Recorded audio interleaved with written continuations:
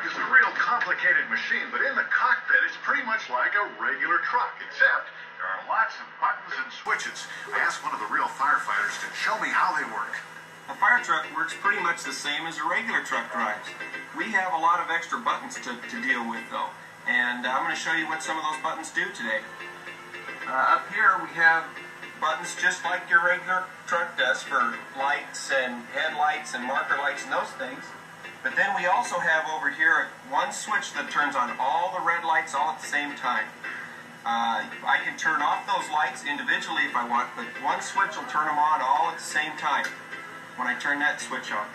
Then down here on the floorboard we have some buttons that if I push with my foot, they will activate the siren and make the siren go.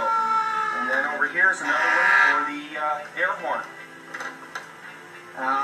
And then we have one more thing up here. It's another kind of siren, so we have two.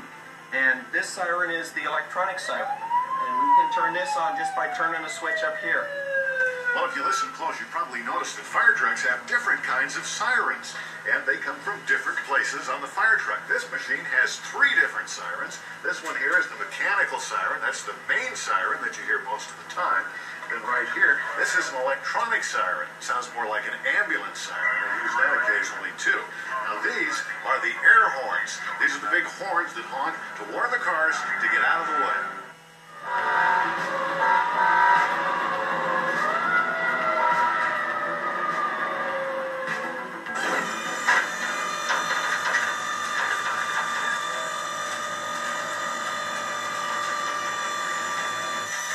Fire engine, and this is used for pumping water.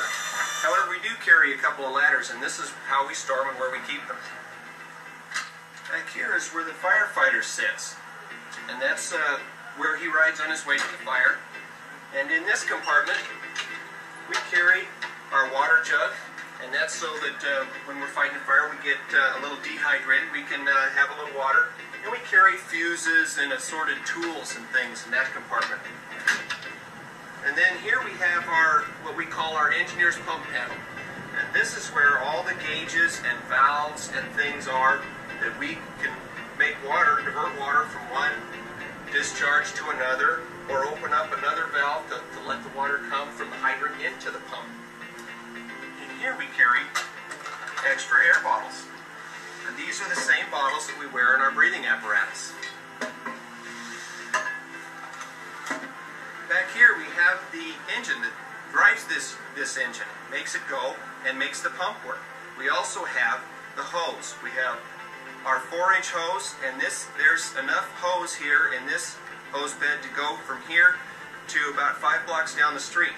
And on that side we have 2.5-inch hose, and there's enough hose in there to go 12 football fields long. And we use that hose to hook up to a fire hydrant and then get water from the fire hydrant to where the fire is. This is what we call a monitor. This is what we use on big fires because it can flow 1,000 gallons of water a minute. We can move it to any side of the engine we want, and it's so powerful that it can knock walls down. In these compartments here we keep our first aid supplies, and we use these because we go out on a lot of people who have been hurt or are sick, and this is basically what we need to take care of them.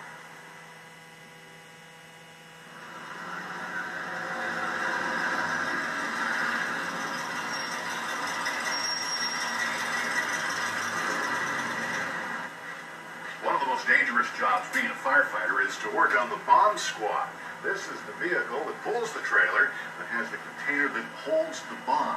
Now this is where they put the bomb if they think it might explode. This container is very, very thick, as you can see, and it's shaped in a V form so that if the bomb does explode, it explodes up into the air and not out to the sides where it can hurt people or vehicles. The clothing that the bomb squad wears is really interesting. What do you say we take a look at that now? This is what we call a self-containment suit or a bomb suit.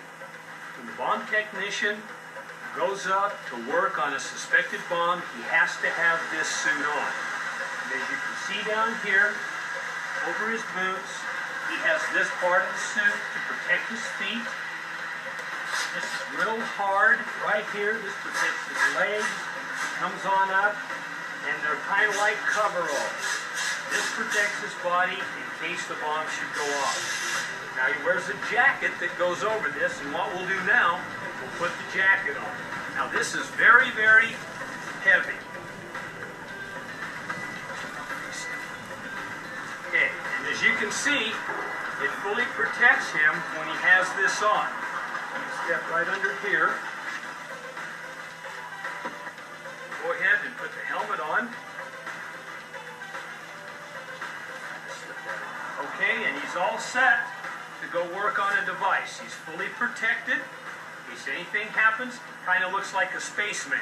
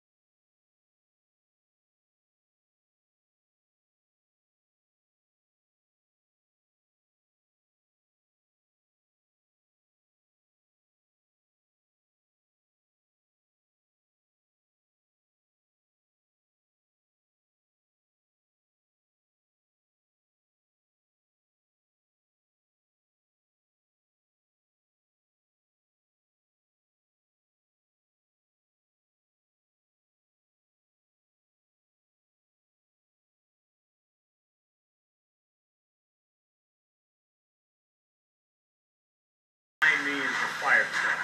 Its primary function is to transport men and heavy equipment to the fire scene.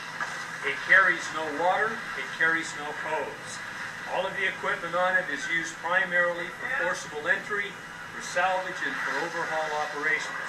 Now we'll step a little closer, take a little closer look.